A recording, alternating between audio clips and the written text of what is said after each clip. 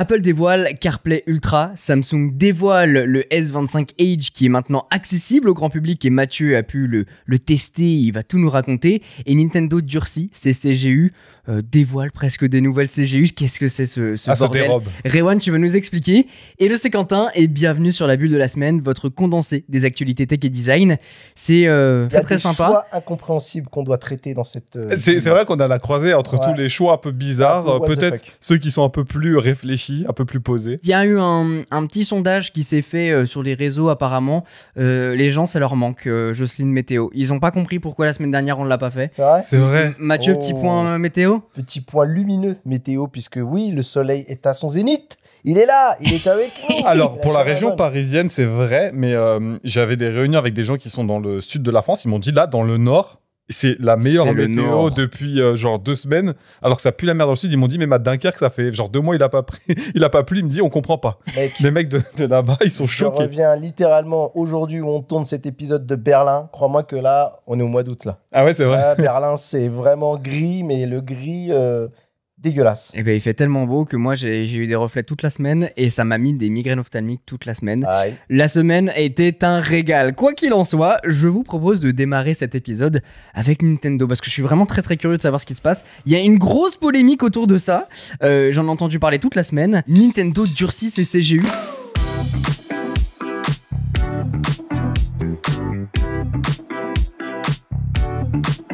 Ouais, alors les conditions générales de Nintendo, du coup, les conditions générales d'utilisation, vous les avez peut-être reçues par mail parce que vous, il me semble que vous avez des Switch et ils sont obligés, en fait, quand il faut des modifications légalement, de transmettre ces modifications. C'est sur toutes les Switch, c'est pas que sur la Switch 2? C'est Nintendo qui a modifié ses CGU. C'est-à-dire que c'est pas spécifique à la Switch, mais il y a des paragraphes qui concernent la Switch ou potentiellement même les futurs produits.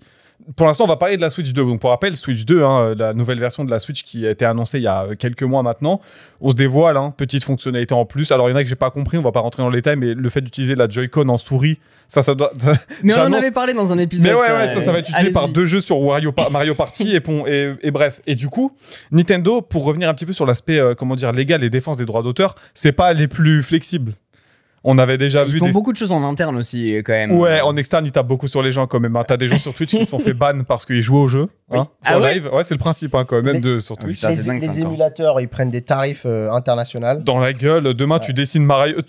Toi qui viens d'avoir un gosse, si demain, je pense, il dessine, tu vois, Yoshi ou Peach, à mon avis, il y a un avocat qui apparaît devant ta porte pour directement te mettre un 6 à 10. Blague à part, le service juridique de Nintendo, là, ils doivent être au bord du burn-out parce que il y a pas le World aussi sur laquelle ils ont décidé de mettre une cible sur la tête. Mais c'est vrai qu'il y avait beaucoup d'entreprises, tu sais, qui faisaient des box à l'époque où ils prennent plein de goodies différentes, d'univers différents et ils te les envoyaient. Donc t'achetais une box genre à 50 balles et t'avais 100 balles dedans.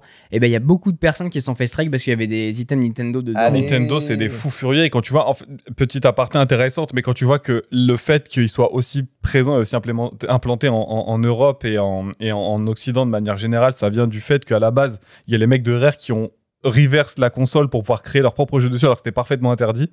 L'histoire est un peu marrante, je vous conseille de vous renseigner un petit peu sur les origines de Nintendo en Europe et en Amérique, c'est intéressant. Quoi qu'il en soit, pour ce qui est du cas des CGU, la politique de Nintendo, alors sur le papier, elle se réserve le droit de désactiver à distance toute console dont le système a été modifié ou utilisé d'une manière contraire au contrat d'utilisation. Genre tu craques ta Switch. Elle est briquée, c'est-à-dire briquée, ça vient littéralement d'être utilisable comme une brique, c'est-à-dire c'est un presse-papier, tu la poses chez toi et tu vas te faire foutre, tu ne peux plus te servir de ta Switch.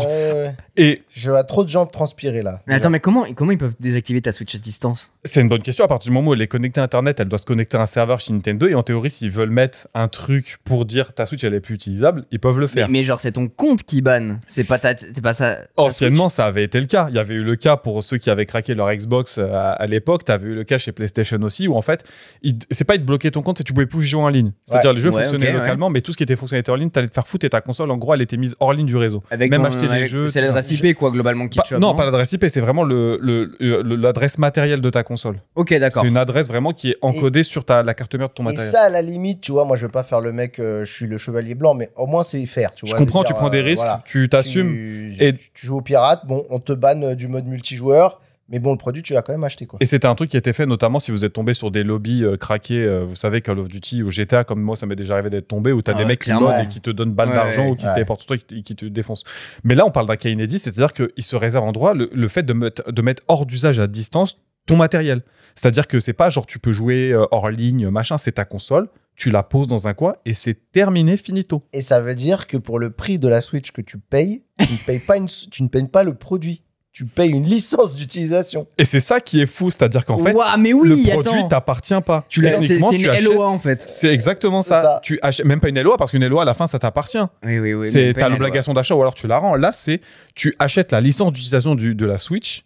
Mais la Switch, tu ne la possèdes pas. Un peu comme avec ta box. Ta box, elle n'est pas à toi. Le matériel, quand t'as fini, tu dois la renvoyer. Là, pour moi, ça va être un vrai problème juridique. Il va falloir que dans ce cas-là, ils titrent achat d'une licence, tu vois. Et garde ça pour plus tard, parce que tu vas voir qu'en fonction de où tu l'achètes et où elle est vendue, c'est pas tout à fait pareil. Et ça, il y a beaucoup de médias qui ont relayé l'info, qui n'ont pas pris en compte cette petite info. Si t'es aux États-Unis ou si t'es en Europe. Exactement. Bah, on va directement pour enchaîner sur ce point-là. En fin de compte, c'est valable pour les conditions générales d'utilisation aux US. Mais en fait, en Europe, c'est les EULA, les European Union License Agreement.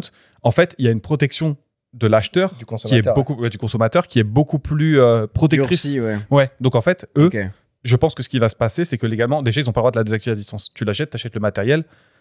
Je pense que même s'ils décident de modifier, et ce qui n'est pas le cas, les CGU sont différents des CGU américaines et européennes, mais s'ils le font, ils vont te faire très, très clairement rattraper par l'Europe en disant, mais les gars, ce que vous faites là, c'est pas légal. Oui, à la limite, ils vont corriger le tir en disant ok, bon bah c'est ton compte qu'on bannit. C'est ton compte qu'on bannit ou ta Switch qu'on empêche de connecter au Nintendo Online. Mais globalement, ta console ne va pas arrêter de fonctionner. Oui, si tu veux jouer en local, tu peux. C'est ça. En gros, en Europe, genre j'imagine un truc de fou. Enfin, tu me dis si ça pourrait ressembler à ça. En gros, en Europe, il faudrait que Nintendo, elle te donne une Nintendo Switch. Tu vois, te la donne gratuite. Tu l'allumes. Il y a marqué, si tu veux débloquer l'appareil, il faut payer la licence d'utilisation. Et là, dans ce cas-là, ça pourrait potentiellement marcher, ce système de CGU. Mais ça faudrait voir s'il y a une jurisprudence là, on va tellement loin dans le truc. Slider, parce que bordel. Mais tu sais, il y a des trucs de fou que j'ai réalisé. Je me suis dit, en lisant, parce que j'ai lu les CGU première fois de ma vie, que je me dis, attends, parce que je voyais tout et n'importe quoi, je me suis dit, je vais aller me rendre sur Internet et je les ai lus, tu vois. Tu nous as dit que tu as lu les deux CGU. Les deux, alors j'ai lu quand même les parties importantes et j'ai fait des recherches dans le document, j'ai pas lu mot par mot, mais ça s'applique au matériel. Ça s'applique au logiciel, puisque forcément, c'est-à-dire que tu peux modifier le matériel physiquement pour mettre des puces, mais tu peux aussi juste trouver une faille dans le logiciel qui te permet de modifier le logiciel. Ça s'applique au jeu, c'est-à-dire que dedans, il y a des trucs de fou dans le sens où, genre, demain, théoriquement, t'as pas le droit de vendre le jeu. T'as pas le droit de vendre le jeu à quelqu'un d'autre. Si c'est pas un marketplace ou un vendeur qui est adoubé par Nintendo, tu ne peux pas les vendre légalement. Et autant on disait que ça va être très compliqué, par exemple, pour la console, pour essayer de serrer la vis, autant pour les jeux, il y a un cheat code, parce qu'en fait, il le disait de plus en plus, tous les jeux, ce sera plus que des codes, en fait, à l'intérieur. La cartouche sera vide. Donc en fait, tu peux manipuler ta cartouche, tu peux la mettre en cale-porte, ils s'en fichent. Mais du coup, ils pourront vraiment être pleine balle sur les jeux en termes de conditions d'utilisation. Ils pourront te ban pour tout et pour rien. Et ça aligne un peu avec la stratégie qu'ils avaient adoptée de base, notamment sur l'émulation. C'est-à-dire qu'aujourd'hui, tu as des vieux jeux, les gens, ils y retournent avec plaisir par nostalgie. Et aujourd'hui, la politique, c'est de dire c'est un jeu Nintendo, tu émules, mais Dieu te préserve, grand fou. Je pense qu'un jour, ils vont t'envoyer un missile Predator sur ton appart. si t'es là, t'es en train de jouer à Pokémon version rouge, tranquillement, des dracs au feu, voilà, tu viens de commencer, tu sors du bourg-palette directement, t'as une frappe stratégique chez toi. J'ai vu d'autres trucs de fou et ils sont passés à côté, les journalistes, et je comprends pas comment c'est possible. Donc, je parlais de tout ce qui est piratage. Il y avait des points genre l'utilisateur renonce explicitement à toute garantie ou compensation si cette désactivation est déclenchée à cause d'un manquement aux conditions du contrat. En gros, tu l'achètes, demain, tu la pirates ou quoi, ta console est désactivée, tu n'as pas de dédommagement, tu vas te faire foutre, encore une fois. Tu respectes pas le contrat, il s'octroie le droit de te désactiver. Et sans compensation possible. Alors ça, pour le coup, c'est possible dans le cas où c'est effectivement une utilisation qui est marquée comme illicite et qui respecte les codes et chartes éthiques du consommateur, surtout en Europe, tu vois. Et un truc sur lequel tout le monde est passé complètement à côté et qui m'a fait... Mais avec l'œil de la cybersécurité, je me dis, mais comment c'est passé ? Vous savez qu'ils peuvent espionner les communications qui sont lieu dans le chat vocal et par vidéo, genre. Mais non.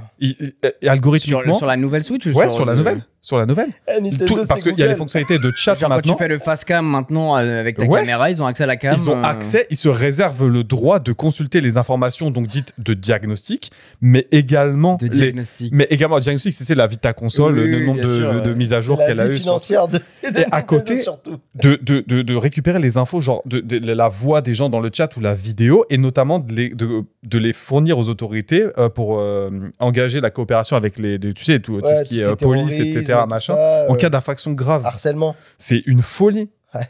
Je me dis, mais enfin, Nintendo, on est passé à un stade. C'est parce que Nintendo, ils ont un peu la réputation dans le monde du Oui, gaming c'est d'être un peu des- Big c'est Brother, des tu mignons. vois. Ah, Big Brother, moi j'allais dire, il y avait une réputation d'être mignon, d'être sympa. Alors, Pas d'être Google, quoi. Les jeux, mais oui. dur, quoi. Les jeux, oui. Ouais. La boîte, je pense que le département Ah oui, juridique c'est clair. dont tu parlais, à Ouais. mon avis, c'est vraiment une tour noire. Tu sais, Ouais. c'est un bunker à la Mais 1984. Demain, ils tu vont vois. faire comme Facebook, où maintenant, dès que tu publies, enfin, ça fait un moment maintenant, mais quand tu publies une photo sur Facebook, la photo appartient à Facebook. Alors, il y a de ça, et il y a le fait que dans le même débat, pendant un moment, ils ont dit qu'ils allaient utiliser toutes les infos sur Facebook pour entraîner leur IA, et tu Ouais. pouvais t'y opposer. Donc là, Oui, mais il en faut même que temps, tu ailles chercher les réglages et tout ça. Je Enfin, l'ai fait, il y a un hein. processus. C'était pas une mince Ouais. affaire. Je l'ai fait. Mais effectivement, c'est casse-pied. Et surtout que si t'as la flemme, t'oublies. Et puis demain, tu te retrouves avec tes données qui sont là pour entraîner un modèle. Là, on parle d'un autre stade. C'est-à-dire que Bien c'est sûr. pour officiellement améliorer la qualité du service. Officieusement, c'est pour vendre tes données, quoi. c'est de la vente Oui, de oui. données. C'est très clairement ça. Ah, c'est dingue. Au niveau des réactions des joueurs, donc t'as deux parties globalement. T'en as certains qui défendent la démarche en disant qu'effectivement c'est pour renforcer la politique de protection de la marque Nintendo et puis limiter le piratage, etc. Disons-le, mais c'est parce qu'ils n'ont pas encore acheté Mario Kart à 90 €, ça, c'est pour ça. Exactement. Alors, Ça va leur passer. Alors ouais, c'est intéressant, je l'ai pas souligné, mais parmi ces trucs-là, tu sais, quand t'achètes toi, je sais que t'es très fervent de j'achète en physique, même si aujourd'hui ça a plus de sens parce que t'as pas les données sur le jeu. Oui, Globalement, tu l'achètes, un disque Blu-ray. Un disque Blu-ray, c'est 9 gigas. Bon, de stockage, je veux dire physique sur le Ouais. disque, je crois, si je dis pas de bêtises. Bon, C'est Red ça. Dead qui est 145 gigas, tu vois, bon, il va en falloir des disques. Là, maintenant, les nouvelles cartouches qui vont sortir, déjà, c'est 90 balles, 80 balles, je sais Bah, plus exactement. 90. On n'a Non, pas non, le prix 90. officiel. On n'a pas le prix officiel, je crois que c'est 80 $. Mario Kart, c'est 90. Ah ouais, en Europe? Bah écoute, 90. On a le pack, je crois. On n'a pas le prix officiel Non, non, du jeu si, solo. Le jeu, c'est 90. Le jeu solo, C'est plus 70 de toute façon. Je crois que la version physique. Alors la version physique, quoi qu'il en soit, elle est à 10 $ ou 10 € de plus. Quoi qu'il en soit. de Ouais, la mais il me version semble qu'on a, sport. on a le prix pack et avec ou sans jeu. Peut-être. Mais bon, Entre anyway, 80 et 90, on va dire euros. Et sache que maintenant, tu auras juste la clé du jeu dedans. T'as pas le jeu. Ouais, Il n'y a parce pas qu'ils les ont- données du jeu. C'est juste, t'as la clé, hop. Et dès que tu le mets dans ta console, tu dois le télécharger. Fin. Ok, Il ouais. n'y a même plus la moindre once de on fait semblant de vous mettre les premiers assets, etc. Pas du tout. Donc, par rapport à la réaction effectivement des gens, tu as eu les gens qui prônaient le fait que c'était la protection du piratage et tout, enfin protection contre le piratage de la marque. D'autres qui ont dénoncé la politique intrusive et disproportionnée. Moi, sans trop de surprise, je suis plutôt de ce côté-là, c'est-à-dire que je comprends qu'on puisse protéger la marque, etc. Mais là, c'est aller à l'encontre, enfin, c'est essayer de baiser le consommateur. J'allais essayer de faire une phrase philosophique bien propre. C'est juste, Non. c'est juste Voilà, petite gifle. ils tu veulent, vois, ils le vous veulent, visage. quoi. Ils La vous veulent, sortie. ils veulent vos fesses, ils Ouais, veulent ouais. vos corps. On se demande aussi du coup pour les risques de faux positifs, c'est-à-dire que demain, bah, effectivement, si tu es dans un lobby et que le lobby se fait pirater, peut-être que toi tu peux voir ta console se faire désactiver à distance ou te faire bannir comme ça a été le cas sur certains jeux ou certains lobbies de jeux en ligne. Et pour faire quand même l'avocat du diable, il y avait effectivement par rapport à la licence, tu sais, le fait que tu louais les jeux et que tu les achetais pas vraiment, ça maintenant c'est partout le cas, même Valve que je défends avec Steam. Steam, t'achètes pas les jeux, t'achètes la licence d'utilisation des jeux. Et cette licence, elle peut être révoquée. Le problème, c'est que c'est le problème avec les plateformes. Et d'ailleurs, ça rejoint le sujet dont on va parler dans le prochain épisode du podcast de Bubble sur les abonnements. Mais Je corrige, c'est 80 balles, vous avez raison. ça y est. 80 balles, ouais, 80 balles. Bah, mais ça peut après, bouger bien encore. sûr, mais non, mais disons-le, parce que moi là, je faisais une petite pique pour l'humour aussi. Disons-le, tu vas, par exemple, à ton Leclerc et tout, qui essaie de t'engrainer, t'attirer, ils vont faire des petites. C'est le standard. Oui, oui, Et voilà. de toute façon, maintenant, c'est le standard. Mais, Les 80 sur- € les jeux, Sur le c'est site officiel de Nintendo, il est à 80 balles. Voilà, Ok. pardon. Mais ouais, effectivement, je pense que c'est la norme. C'est devenu la norme en fait, peu importe C'est ça. la plateforme, que ce soit une plateforme de jeu, une plateforme de streaming Ouais. vidéo, etc. C'est le monde dans lequel on vit. C'est le monde Et dans lequel on c'est vit. vraiment le sujet dont on va parler. On est en train de parler, hein, ça a déjà commencé, on en a déjà parlé maintes fois, mais voilà, ça me rend un peu triste parce que ce durcissement, t'as l'impression qu'il faut que quelqu'un emboîte le pas pour que les autres suivent. J'ai pas envie que ça devienne le standard demain. Oui. Mais petite réflexion que je me suis faite et j'ai trouvé une bonne citation que j'avais bien aimée, c'est si acheter ce n'est pas posséder, alors pirater c'est pas voler. Cette semaine, il y a eu un petit peu, et je l'ai dans la tête comme un flash info, tu sais. J'ai vu plein de petits trucs débiles qui sont passés. Ça, c'est ma semaine, ça. Ma semaine. Mais pas en mode mème, en mode t'as une information, mais c'est pas suffisamment conséquent pour pouvoir faire un vrai sujet. Du coup, je vais vous sélectionner 3 petits trucs avant d'embrayer sur le gros sujet. Déjà, Google change son logo depuis 10 ans. Voilà, tu vois les logos Google avec les petits traits machin sur le logo, et ben maintenant ils ont mis un fondu, c'est un peu flou, c'est le même. Ah, c'est un fondu maintenant. Et t'as un fondu en fait pour plus voir les traits. Ah ouais. Voilà. Je trouvais que c'était le truc qui se démarquait un petit peu de Apple et tout ça. Et ben ouais, maintenant c'est terminé parce que bon, on en a parlé dans un précédent épisode, mais effectivement Google relance son nouveau design pour aller plus loin. Bref, ça fait partie de ces changements avec l'arrivée de Gemini et tout ça. Le robot de Tesla Optimus devient chaud bouillant. Tu le vois sur les réseaux. Tesla s'amuse à faire des petites séquences où tu vois le robot danser. Il danse la Macarena, C'est vrai, la je l'ai pas vu, Kali ça. Non, mais en ce Yoga. moment, de toute C'est un façon, tous les délire. robots, c'est un délire. Ils leur font faire que des trucs de ouf. Ouais, Il y en a un qui faisait le saut de Ronaldo, il y en a un qui faisait du kung-fu. c'est ça. C'est un peu le marketing. Tu l'as vu la C'est vidéo de dinguerie. celui qui a accroché, qui se met à bugger, qui se met à se gigoter Oui. dans tous les sens, Oui, et t'as oui, les oui. deux ingénieurs Eh qui oui, se barrent en courant. ils lui mettent des patates. Ouais, et tout. ouais. Alors c'est pas un robot de chez Tesla, je sais pas Non, si. non, Je sais pas c'est c'est un quelle robot marque, mais la chinois, vidéo m'a c'est un fait robot chinois. Il lui met des patates et Il tout. est J'étais vif, hein. choqué. Ah ouais, Il est grave. super vif. Il met un son, je crois que c'est.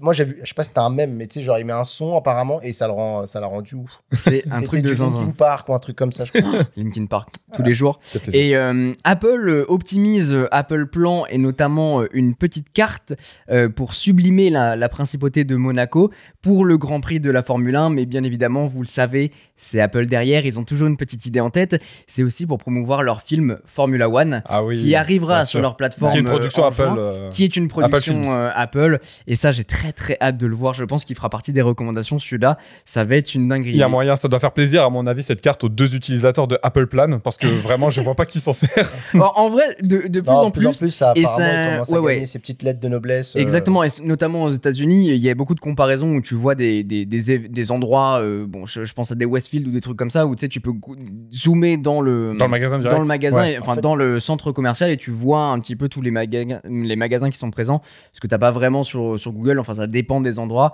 Et en plus de ça, là où je parle qu'ils ont sublimé un peu la map, c'est que t'as une vraie 3D avec les vrais emplacements, le casino de Paris. Enfin, ils ont fait un t'as le vrai truc un peu travail. circuit et tout. Je vous invite à aller sur Instagram pour en savoir un Ouais. peu plus. Dès que les gens ont arrêté de tomber dans les ravins, c'est bon, ça Ah oui, commence je comprends, effectivement. à fonctionner.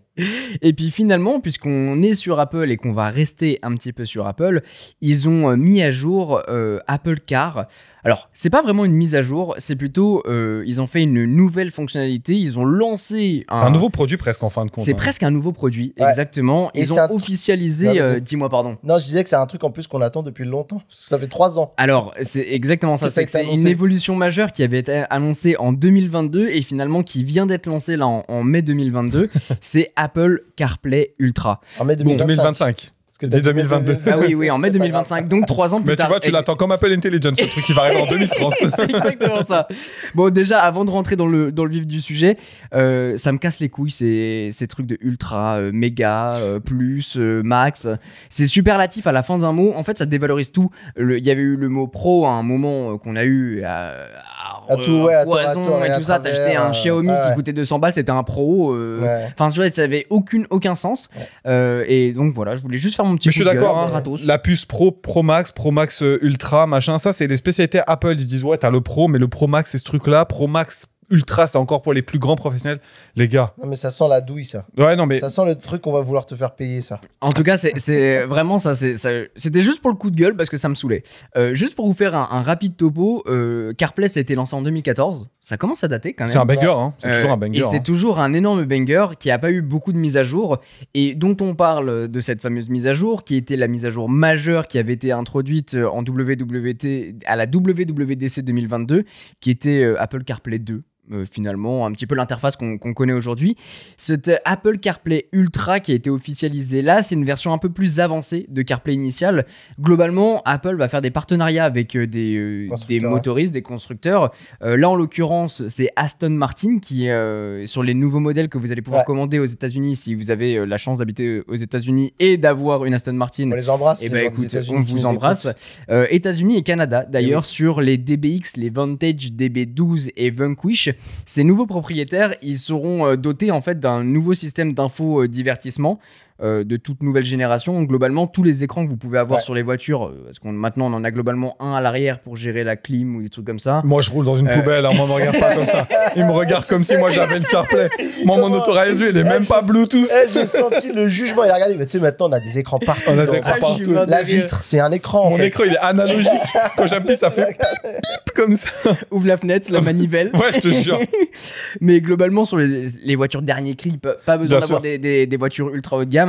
T'as généralement un écran à l'arrière, t'as un écran maintenant même presque passager pour la personne qui est à côté du conducteur et un écran conducteur ou qui vient se décliner sur le tableau de bord. Et c'est vrai que ces interfaces-là, que ce soit Android Auto ou ou Apple CarPlay, pardon, n'occupent jamais tout l'espace. Moi, je l'aime et souvent c'est. Ça modifie un petit module, ouais, exactement. Ouais, où généralement t'as que l'écran central et pas l'écran devant toi. C'est vraiment une petite surcouche, quoi. C'est ça. Et l'idée, c'est que maintenant Apple va travailler directement avec le constructeur pour faire une intégration complète, changer radicalement l'entièreté du tableau de bord. Et en fait, le système que vous pouvez avoir sur votre voiture deviendra en fait un système Apple. C'est-à-dire que si tu as un contrôle de la clim tactile avec des écrans, bah là, il prendra. Tu auras l'UX Apple sans pour gérer sortir la de clim. l'écosystème du CarPlay, ce sera directement intégré, possiblement pour avoir même peut-être des évolutions, à savoir une application améliorée sur ton téléphone, puisque tu as le CarPlay sans fil maintenant. Exactement, ils ont travaillé avec BMW, alors je sais pas si ça sera le cas sur les Aston,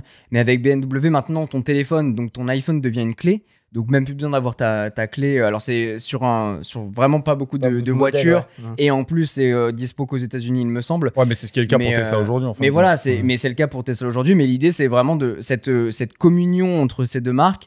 Entre Apple et aussi les constructeurs, je trouve que c'est vachement intéressant pour aller plus loin et justement aller concurrencer des Tesla qui font du tout en un mais sur n'importe quelle voiture du marché.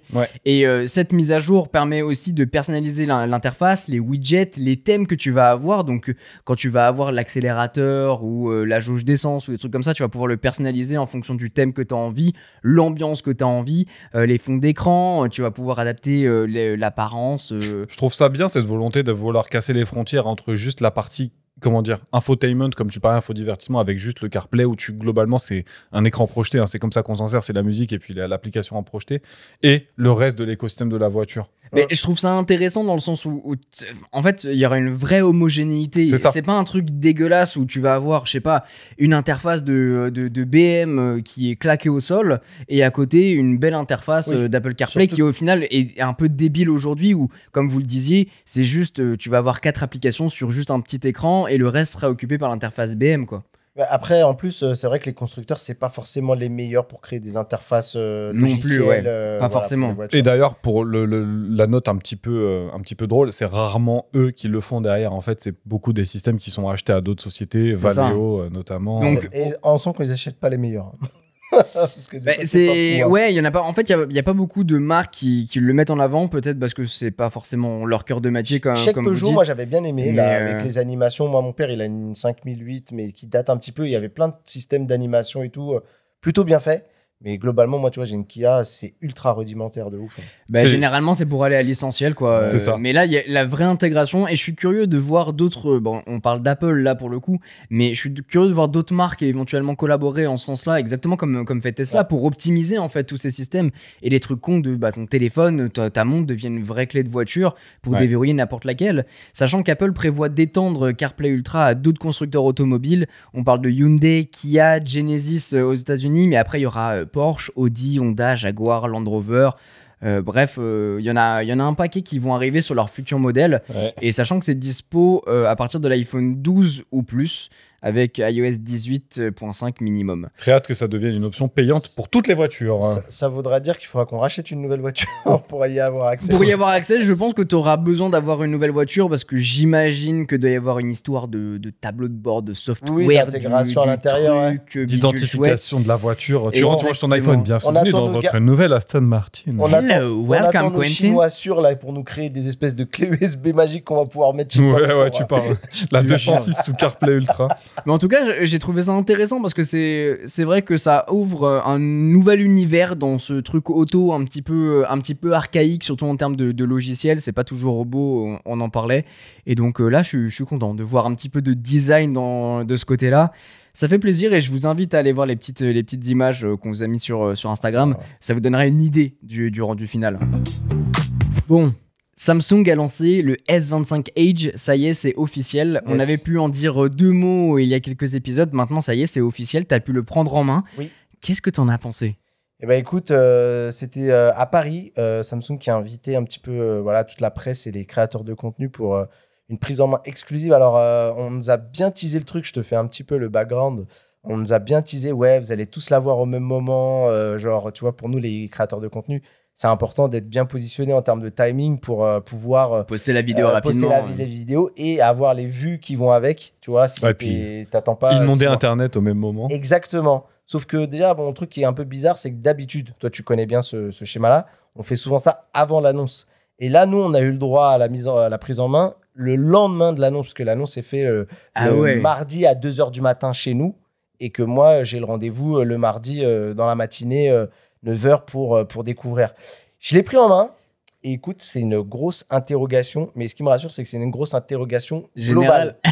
Je pense que même chez Samsung, des fois, il doit quand même y avoir une interrogation sur ce produit-là. Petit rappel du produit, peut-être. Attends, juste sur ce que tu as dit, c'est une interrogation, c'est-à-dire qu'ils étaient en mode, ouais, l'annonce, ça va être incroyable, tout le monde va l'avoir en même moment, et tout le monde l'a pris et personne n'a compris. Et il y a eu un espèce de flottement, genre. Alors, pour comprendre déjà, on va resituer c'est quoi ce produit. Alors déjà, S25 Edge, et déjà, il y a un truc qu'il faut que j'explique à Samsung, parce que je le dis dans mon interview. C'est quoi Edge, Mathieu? Non, mais il y a un truc qui est ouf, c'est que Edge, la dénomination Edge, rappelle-toi, Quentin. C'est les bords incurvés sur les côtés. Mais tout. C'est le S6, le premier. Il y a le S6 qui était fou. Il me semble qu'il y en avait un autre avec juste un seul bord incurvé. Oui, pareil. Il s'appelait Edge, je crois. Il s'appelait... Le mot Edge, il le recycle tous les 10 ans. Mais tu vois, c'est exactement la même chose que le Pro, Ultra, machin. C'est, oui, on a le truc marketing, le mot marketing, let's go, quoi. Edge, c'est bord en anglais en plus, hein, juste pour ceux qui ne sont pas anglophones. Edge, c'est bord. C'est-à-dire que c'est même pas genre, les mecs, ils ont pas compris. Fin de débat, c'est tout. C'est ça. Le concept, c'est ça. Il a des bordures. En fait, pourquoi recycler à chaque fois ce mot alors que là, pour le coup, ils auraient pu créer une nouvelle dynamique. C'est vrai que quand tu as connu ça pendant très longtemps, les téléphones, Edge, c'est déjà une marque qui te ramène à d'anciens souvenirs. Et si ce téléphone-là... Et des bons souvenirs en plus. Mais c'est ça. Mais c'est pour ça que je vais te dire, c'est que si ce téléphone-là, il bide, quand on parlera de Edge très loin, on se rappellera plus des anciens que de ce dernier-là qui est né en 2025. Alors pourquoi Edge? Je ne sais pas. Pourquoi, c'est quoi l'intérêt de ce téléphone? Eh bien, c'est tout simplement de faire un peu un état de l'art. Et là, pour le coup, c'est vrai que Samsung, ils aiment bien faire des démos techniques. On l'a vu déjà. Ils sont forts par rapport à ça. Ouais, si tu reviens tout en arrière, il y a le Fold, le Flip. Pour moi, le Note aussi à l'époque avec cette grande dalle. Note incroyable. Aussi, avec les stylets intégrés. C'était un peu un standard avec le stylet intégré, etc. Note, t'avais l'impression que c'était la dimension des téléphones où il fallait que ce soit des tablettes, quoi. Le truc, t'avais le stylet et tout. Je crois qu'ils étaient deux appareils à dessiner dessus, les mêmes que ceux qui utilisaient Apple Plan, à mon avis. Mais... Tout à fait. Tout à fait. Ils se retrouvent souvent le soir pour jouer. T'as déjà vu quelqu'un sortir le stylet dans la rue comme un PD en mode vas-y, mets-moi ton numéro sur ma petite note, s'il te plaît. C'est bien sur le papier, frère, personne l'a fait. Mais j'en connaissais qui dessinaient dessus. C'est vrai? Premier degré, qui l'avait juste pour dessiner, du coup. On donnera pas de nom. Mais compliqué. Enfin, c'est d'ailleurs la seule personne que je connais. Incroyable, hein, moi j'ai adoré. Hein. Et puis tu pouvais prendre des photos, tu pouvais déclencher les photos à distance avec le stylet. Alors tu sais qu'ils l'ont supprimé ça à la fin. Je sais. C'est Et je crois qu'ils l'ont remis en option après, il fallait racheter un autre stylet. Un autre stylet, ouais, putain. Parce qu'en fait, ils ont supprimé la liaison Bluetooth sur les derniers S25 Ultra, en fait. C'était pour vendre l'autre, ils ont fait de l'Apple. Achetez un Note, bande de... Si, j'ai pas envie d'aller plus loin. Mais donc, pour revenir, donc ils avaient besoin, je pense aussi, de retenter une nouvelle chose, voilà. Certains pourraient penser quand même que il y a beaucoup de rumeurs insistantes avec un prochain Apple, le 17, qui s'appellerait peut-être Apple 17 R. Ouais, plus fin. Donc, est-ce que c'est aussi une volonté, et certains mesquins pourraient dire que c'est une volonté de Samsung de un peu griller la politesse à Apple.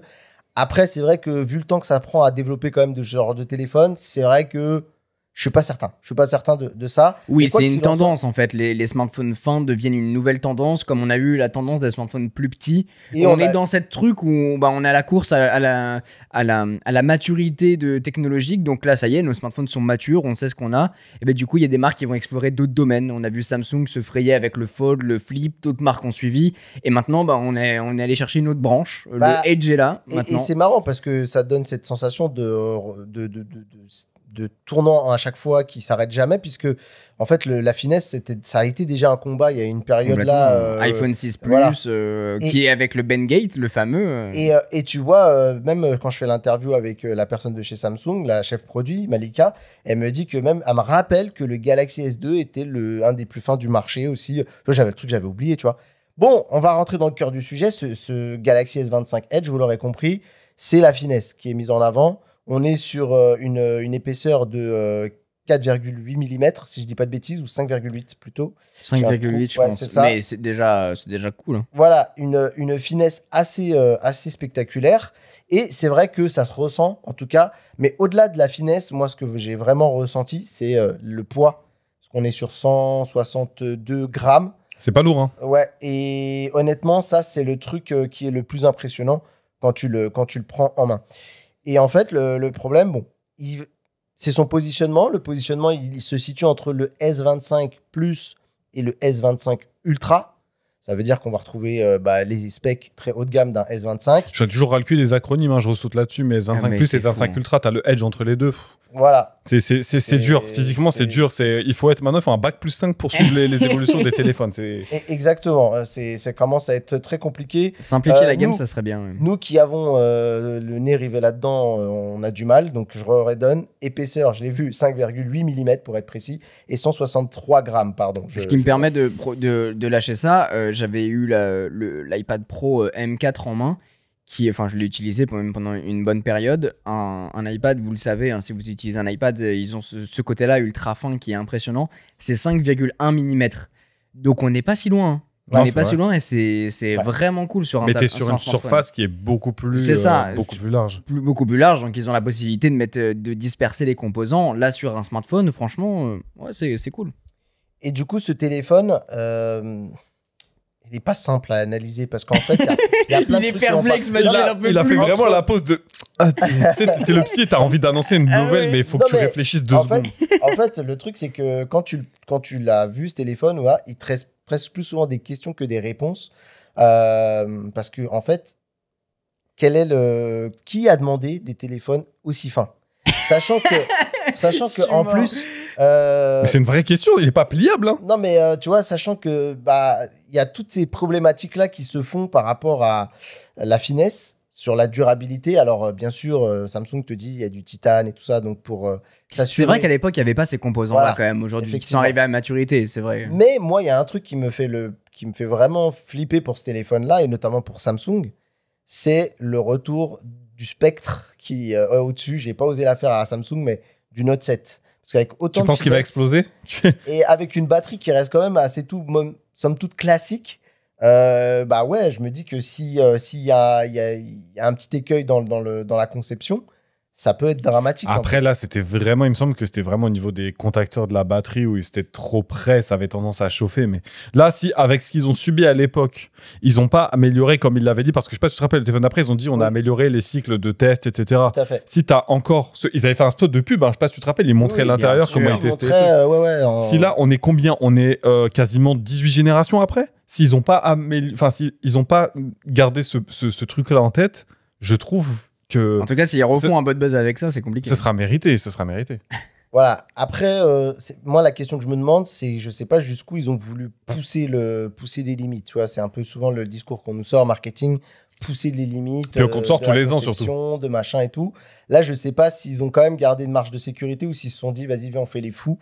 On fait le truc le plus fin possible qu'on puisse faire. Et là, pour moi, il va falloir attendre les retours. Tu l'as la dimension ou pas? Parce que tu as dit un truc tout à l'heure que je trouve intéressant, c'est-à-dire qui a cherché un truc aussi fin? Et à moins que ce soit un smartphone pliable, tu as plutôt tendance à chercher un smartphone d'une certaine taille quand tu l'achètes et que c'est un smartphone standard. Oui, tu veux dire la taille d'écran, pas forcément la finesse. Le ratio, le ratio, tu vois. On est sur un écran de 6,7 pouces et pour tout te dire, il a des dimensions, donc je peux les donner, hein, mais c'est 158,2 par 75,16 et donc les fameux 5,8 mm d'épaisseur. Ouais, t'es quasiment à 7 pouces, tu vois. C'est un grand téléphone. Oui. Et moi, autour de moi, quand je discute avec les gens, notamment, j'en ai ras le cul. J'en ai ras le cul des grands téléphones. Petits, en fait. Mais c'est ça, et c'est ça qui me rend fou, c'est-à-dire que t'es globalement sur un smartphone fin, mais qui fait la taille d'un Pixel 7 Pro. Après, je pense que justement, ils sont partis sur un grand écran parce qu'ils voulaient le faire hyper fin. Si tu fais un téléphone plus petit et très fin, tu vas avoir des contraintes au bout d'un moment. Je suis d'accord, mais on parlait de tout à l'heure du segment sur lequel venait se positionner le téléphone et par rapport à la course des vendeurs. Honnêtement, je ne sais pas pour qui il est adressé ce téléphone. Moi, j'ai une take qui m'a été partagée aussi par un de mes abonnés. Et en vrai, je pense qu'on a pensé à la même chose, lui et moi. Et je l'embrasse, il s'appelle Alan, je sais qu'il nous écoute. Pour moi, c'est le téléphone typique de genre le lifestyle, tu vois. Alors, toi, je sais que Quentin, c'est un sujet sur lequel tu es sensible. Mais pour moi, c'est le téléphone de la Fashion Week, tu vois. Tu le sors, il est ultra fin, il est tout en aluminium, titane, machin. C'est le minimalisme en plus. Mais attends, qui regarde les téléphones mais quand ce tu qui prends les photos à la m'inquiète, Fashion c'est Week? que tu es là, toi, Quentin, on en discute, et que toi, ça t'est pas parlé. Non. Donc, je me dis que toi qui es sujet au minimalisme, au design, c'est vraiment quelque chose qui te parle. Si ça t'a pas parlé, je pense qu'il va rater sa cible. Mais est-ce que maintenant que je t'ai donné cette take-là, t'arrives à envisager de te dire, ouais, peut-être, tu sais, pour les mecs, les gens ultra fashion, mecs ou meufs ultra fashion. En vrai, tu vois, pour moi, il prend la place un petit peu d'un fold dans le sens où, par exemple, un mec qui travaille qui est en costard toute la journée, il a pas envie de se porter un téléphone lourd, gros, etc. Donc il prend un Edge parce que ça rentre bien dans une poche et c'est pratique. Et tu vas avoir des fonctionnalités des smartphones haut de gamme, le fameux 200 mégapixels, des trucs comme ça. Ouais. Mais on en parlera. On va revenir, ouais. Minimalisme, mais minimalisme aujourd'hui, ça veut tout et rien dire. L'art de la finesse, c'est quelque chose d'important, ça compte. Maintenant, un iPhone, c'est minimaliste et pourtant, il n'est pas beaucoup plus fin. Mais dans la manière d'être, la manière dont ils vont aborder le design avec les coins arrondis, le logo bien placé, sans fioriture en fait. Et c'est là tu me tends une perche pour un truc aussi qui me trigger, c'est que en fait ce téléphone-là, tu sais, quand tu fais une gamme de téléphones, en général tu fais en sorte qu'ils soient tous identifiables à peu près potentiellement. Bien sûr, ouais. Là, le bloc secteur, quand on le voit, et c'est un truc, une espèce de pilule arrondie, on va revenir après en plus qu'il a que 2 capteurs. Oui, comme l'iPhone 16. Et en fait, il dénote complètement avec les autres S25. Ok. Tu vois, et si tu les mets tous côte à côte, les uns derrière les autres, tu vois, là, en plus, j'en profite, on est ensemble, je te montre, par exemple, un S25 Ultra, je te montre, voilà, à quoi ça ressemble, et je te remonte Oui, ils ont mis un contour autour des blocs photos, ce que tu n'as pas sur les autres téléphones. Tu vois un S25 Plus, tu vois, même si c'est pas un Ultra ou un S25, mais tu vois, je te montre le Edge, le truc, il dénote. Mais c'est un défi technologique, ça, parce que tu fais un téléphone fin. Mais si t'as un zoom optique, il y a des trucs, tu peux pas les réduire plus que ça. Donc t'es obligé d'avoir cette espèce de petit débattement pour tes objectifs. Ouais, mais dans ce cas-là, est-ce que c'était pertinent de l'appeler S25 ? Je sais pas. On vient de reboucler sur la conversation. Ouais. C'est-à-dire que le problème, c'est pas le téléphone. Le problème, c'est le nom et le positionnement qui vient se donner par rapport aux autres de sa gamme, de sa génération. Est-ce qu'il aurait pas valu, tu vois, l'appeler genre, tu sais, un peu les noms pompeux Galaxy X, tu vois, ou Galaxy S25X, voilà, ou un truc un peu genre, c'est un état de l'art et on le met là. Et en plus, comme ça, tu joues la sécurité parce que si ça bide. Oui, c'est pas l'appellation S25. Il ira pas connoté. Il ira dans un musée, et puis fin, tu vois. Mais tu vois, le fait qu'il est très fin, je trouve que c'est un truc qui a été teasé en mode ouais, il est très fin, mais c'est juste un S25. Il y a pas eu de tu vois, tu t'en souviendras pas comme un téléphone qui est en mode ouah, le plus fin ou ouah, le plus beau. C'est justement, je pense qu'en ça, où Mathieu a raison, c'est que le fait d'avoir associé S25 avec cette nouvelle catégorie qui, même, ils auraient dû créer une nouvelle branche, tu vois, de trucs un peu expérimentaux peut-être. Ouais. Une branche, c'est expérimental, ça marche. Une branche. En fait, je trouve ça hyper contradictoire parce qu'au final, t'as pas envie de ça. S'il marche pas, tu vas niquer toute ta gamme S25 où les gens ils vont te dire bah en fait un S25 ça pue la merde, t'as un truc fin, mais ils vont se dire bah non, c'est pas celui-là, moi j'ai l'Ultra, tu vois. Là où t'as raison, c'est que si le truc il bide, comme malheureusement c'est pour l'instant les premiers signaux que j'en ai, tu vois, moi je le vois, pourquoi je dis ça, c'est parce qu'en fait ma vidéo elle marche pas de ouf et en fait bon je suis pas le centre du monde, j'en suis bien conscient, mais du coup j'ai été voir tous mes autres collègues qui étaient avec moi et qui ont fait ce téléphone là, et il y avait des pointures, Brandon, le Proctor, il y a Fred aussi qui nous écoute et qu'on embrasse, je sais qu'il va entendre, et en fait ouais, en plus il a parlé de toi, il a dit Rowan et tout, très cool. Rowan. Oh non mais en vrai non mais c'est quoi, il a dit, et après il a dit non mais je sais que c'est pas ça, il a dit c'est quoi, c'est Rewan, j'ai l'impression que c'est le bout du monde ton prénom. Tu sais que j'ai dû appeler un support technique aujourd'hui parce qu'on avait encore mal écrit mon prénom et que je recevais pas les mails. C'est un handicap à ce stade. Parle du putain de téléphone là s'il te plaît, là, arrête de parler de mon prénom. Voilà. Mais en vrai, le constat, pour en revenir sur le sujet, mon constat c'est que la vidéo les vidéos pour tout le monde. Mais et en plus, je vais te dire, déjà, t'es sur comment dire, le monde de YouTube. Maintenant, les gens qui regardent les vidéos de sortie, à moins que ce soit Apple ou que t'aies vraiment une percée incroyable, les gens regardent même pas. Et là, les YouTubeurs dont c'est le métier, les gens qui sont versés dans le domaine de la tech et du smartphone, n'ont pas compris. C'est alarmant. Oui, alors, outre, je mets ça aussi sur potentiellement la faute de tout ce qu'on est en train de dire sur le produit, mais aussi sur la communication de Samsung. Parce que le truc qui pop là. On est après Samsung. En vrai, tu l'auras annoncé. C'est vrai. On l'aura annoncé en même temps que tous les autres S25. Yes, ça aura marché. Il y a une grosse, une grosse concordance entre si la marque fait beaucoup de promotion de son produit, alors il y a aussi l'audience qui va suivre sur YouTube. Mais ouais. Clairement, ça c'est un fait avéré. Tu vois, d'habitude, quand il y a les Unpacked, ils font des vidéos teasing plusieurs semaines avant pour préparer les esprits à l'arrivée d'un produit. Là, ce produit, il pop un peu de nulle part. En fait, c'était pas. Ils ont même pas fait de keynote en fait pour présenter les fonctionnalités. Apparemment, si, il y a une keynote à 2h du matin. Ah oui, ok, mais ils l'ont fait en Chine, je pense. Je sais que j'ai même pas vu la vidéo officielle. J'ai plus vu après popper tous les utilisateurs, tous les youtubeurs américains, MKBHD et tout. Et en plus, quand tu décales la sortie d'un produit comme ça par rapport à une autre gamme, ça veut dire que potentiellement celui-ci il est plus intéressant. Donc il a le droit à son propre spotlight, tu vois. Ou alors ils veulent pas en parler. Hein. Ou alors, le truc c'est que là tu fais pas une keynote, du coup tu le lances un peu en sous-marin en mode voilà, on fait un petit spot, machin. Là, le truc c'est qu'il a l'air d'avoir été annoncé, puis juste voilà. Le truc il est là, on l'annonce après, même nous on n'était pas sûr. Écoutez, de toute façon, on a déjà lancé, il est sur la chaîne de production, allez-y, achetez-le. Et pour le coup, tu vois, les youtubeurs américains, je sais pas trop regarder les vidéos parce que je veux pas trop me laisser influencer quand je prépare, pour moi. Mais d'après ce que j'en ai compris, tout le monde se pose la question de pourquoi ce produit est sorti, pour qui, surtout. Et exactement. Oui. Ça commence bien ou ça se termine bien. Hein, ça se termine bien. Dernier point aussi également, donc on l'a vu, c'est ce qui pète un peu aussi cette homogénéité avec la gamme, c'est un peu au niveau technique. Si on va retrouver globalement la même fiche technique que les S25 tout court, donc téléphone haut de gamme. Tu vas avoir des différences sur le capteur, ouais. Déjà, il y en a que 2. Bon, ça, à la limite, c'est pas très grave. Oui. Alors, oui, je suis d'accord avec toi, mais en même temps, le problème, c'est que quand le prix il est à 1200 et quelques, et que tu sais les gens c'est des kidams de la tech, eux ils voient 2 capteurs, tu vois, c'est comme quand Xiaomi, tu parles beaucoup de Xiaomi avec leur tel à 200 balles, c'est quand Xiaomi te rajoute un capteur macro de 2 mégapixels pour mettre 3 capteurs histoire de dire on a mis 3 capteurs comme tout le monde, tu vois. Et là les gens ils vont payer 1200 balles pour certes 2 capteurs qui sont très bons en demeurant, mais déjà ça dilue la gamme. Et autre chose, là où ils ont essayé un peu pour moi de justifier à la fois le tarif et en même temps d'essayer de justifier son côté un peu unique en plus de l'épaisseur, parce que déjà tu sens que ça va pas suffire, eh bien ils ont mis le fameux capteur 200 mégapixels dedans. Pourquoi je dis ça? Parce que le S25 Plus n'en a pas, il est à 50 mégapixels, mais c'est que le Ultra qui a 200 mégapixels. Et après, moi, en préparant ma vidéo, mon interview et tout ça avec la chef produit, je constate que en fait le capteur est pas le même que celui de l'Ultra. Mais en vrai, c'est un peu un faux débat parce que c'est juste, je pense, qu'une question de physique. Tu vois, comme le téléphone est très très fin, ils ne pouvaient pas se permettre de mettre le même capteur que l'Ultra. En fait, en gros, quand je dis que c'est pas le même, il a certes le même nombre de mégapixels, mais en fait, c'est juste les capteurs qui sont plus petits. Il va être moins bon, par exemple, que le Ultra. En basse lumière. Que ce soit en basse lumière, l'ouverture sera pas la en même. dynamique globale de l'image, et aussi également, je sais qu'il y a des différences sur l'autofocus.